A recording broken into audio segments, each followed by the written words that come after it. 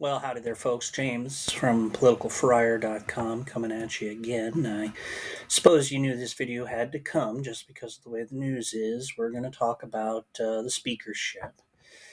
Pushed by his hard right folks, Jim Jordan lost another vote to become Speaker of the House this morning. And he lost it worse than the first one, and he lost it worse than the second one. And if he were to have held a fourth one, he'd lose that one worse too. This was organized.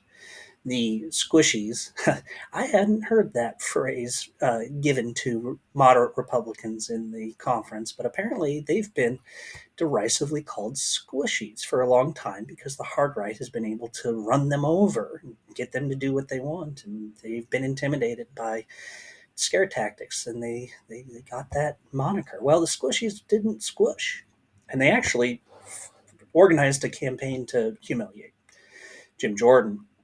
And it worked. And Jordan's out. He's not going to be the speaker. I guess we called that a while ago. So it begs the obvious question of, well, who's up next? And we need to think of the Republican Party at this point as being two parties. They are a party of hard right, and I like hard right because it's not necessarily far right. Some of their policies, actual policies, are basically the same as any other Republican. It's their governance philosophy, it's their willingness to let the place burn down if they don't get their way. It's almost a level of maturity, but hard right. I think that's a good moniker because I don't like MAGA. It's become too derogatory.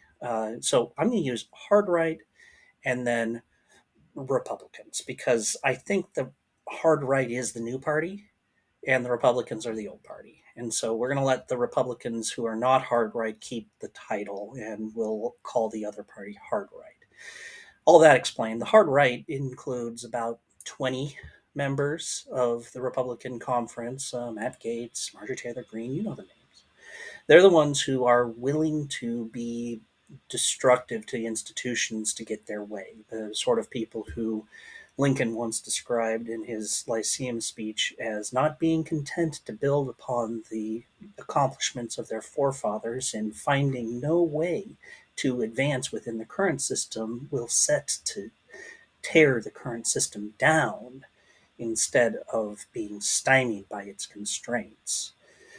Those folks are the one party, and they're going to put up some nominees for speaker, like Jim Jordan. And then the Republican Party is going to put up some nominees for speaker, like Scalise or, frankly, McCarthy, even though McCarthy did his darndest to walk that line between the two. But Scalise. So who are these people going to be? Well, we've got a couple folks who are already running. I'm just going to laundry list this real quick so this video doesn't get too long. We'll get into more details as the race sort of clarifies over the weekend. But we've got Kevin Hern of Oklahoma.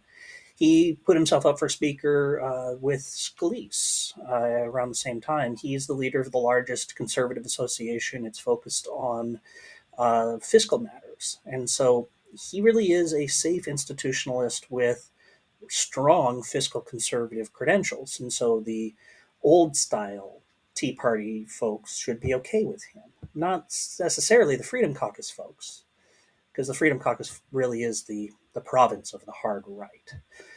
So that's one option. The next option is Representative Austin Scott of Georgia. He's a Armed Service Committee member. He is probably the best example of a safe institutionalist that we've got in this rundown. He may surprise us, but we got to go with what we know. Next, we have Representative Tom Emmer, who is the majority whip, number 4 ranked in the House conference. This is the person that McCarthy has endorsed. And that is in fitting with McCarthy's philosophy of just go down the ranks. So it was him, and then it was Scalise, although McCarthy never really endorsed him. It would be Elise Stefanik, except she's taken her name out of the race. So the next person up is Emmer. He's another relatively safe institutionalist. He would be fine. I mean, nothing to dissuade me from thinking that Emmer would be okay. Now we're going to get into the 3 folks vying for the hard right nominee. because this is two parties, like I said. So we've got Representative Jack Bergman of Michigan. First thought about this guy is he's old. He's 76 years old, and that clearly isn't a problem for running the country. Most of our leaders are crazy old now. But he also hasn't been in Congress that long, only since 2017. He came in with the Trump wave, and he has been pretty Trumpy. I saw an article out of a local paper in Detroit that crowned him the Trumpiest Michigander. Kind of cool. He was also a lieutenant general in the Marine Corps. And so it's hard for me to believe that with his age and his background, he actually genuinely believes some of the things that he says. I think he's probably somebody who grew up in the political age of Trump and is a cynic.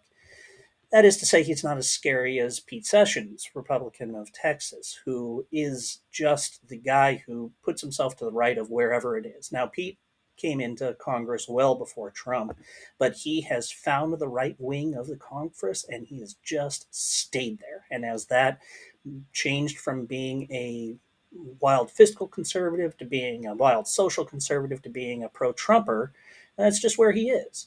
I do like the guy a little bit because he's from Waco, and I had to live in Waco for a while, so I have some sympathy.